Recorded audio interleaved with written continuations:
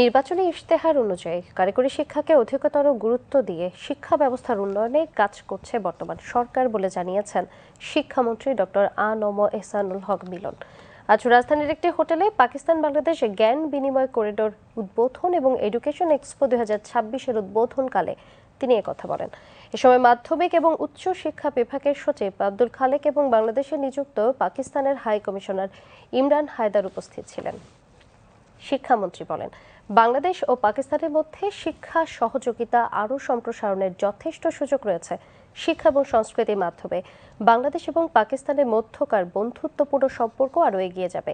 এহসানুল হক মিলন বলেন, বাংলাদেশ এবং পাকিস্তানের শিক্ষা এবং সাংস্কৃতিক পরিবেশ প্রায় একই ধরনের, তাই ভবিষ্যতে দুই দেশের মধ্যে শিক্ষা ব্যবস্থাপনার এই বিনিময় কার্যক্রম আরও বিস্তৃত হবে।